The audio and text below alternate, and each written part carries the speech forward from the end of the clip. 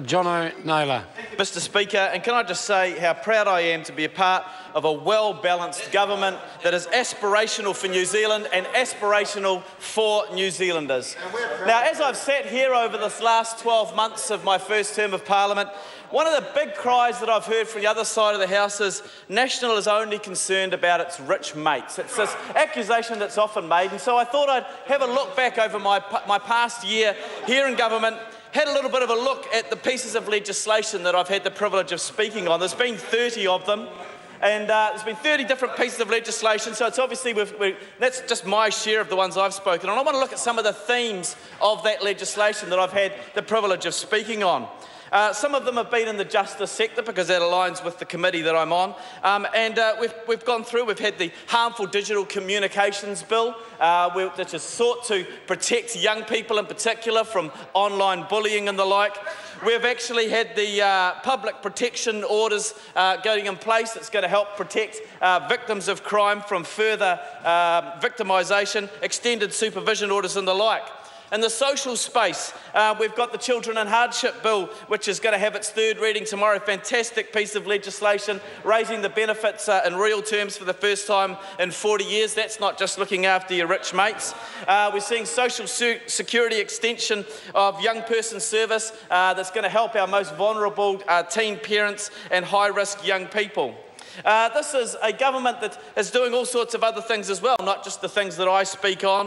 Mr Speaker, we've seen some great initiatives in the environmental space with the expansion of the Kermadec Ocean Sanctuary, which will now be one of the largest ocean sanctuaries in the globe. Mr Speaker, we've got a whole bunch of other things going on. In the health space, we're seeing waiting lists for elective surgery coming down as well. That's not just looking after your rich mates. But Mr Speaker, we've been also focused on the economy, and I know in my home patch where I come from in the Manawatu, we've been privileged to have a regional growth study done. That's been a partnership with the local councils, with MB, with the Ministry of Primary Industries. It's a fantastic document that's going to lead the way forward for regional development in that region. It's going to see more jobs, it's going to see people doing a whole lot better, and so we're seeing that happen in the economy space. And then financially, of course, against all odds, we've got a Minister of Finance who has delivered a surplus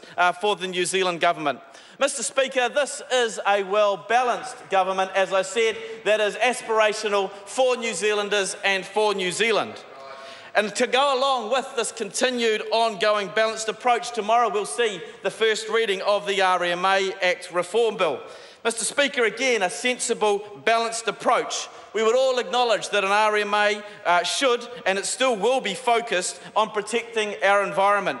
But Mr Speaker, our RMA has not actually been a particularly useful tool at times for some people, and we know that it has been a roadblock to sensible development. It has been unnecessarily holding up processes that have made things difficult for businesses and for people who are going to be producing jobs in our regional economies from moving forward. And so it is time that we have some reforms of the RMA.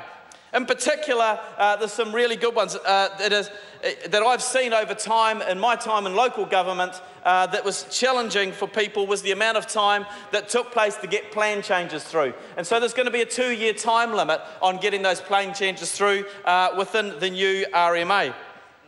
Mr Speaker, it's also been ridiculous over time that if you want to do something simple as putting a deck on your house, you've had to get consent from not just the neighbour who's going to be most affected by it, but also from just about anybody else in the neighbourhood.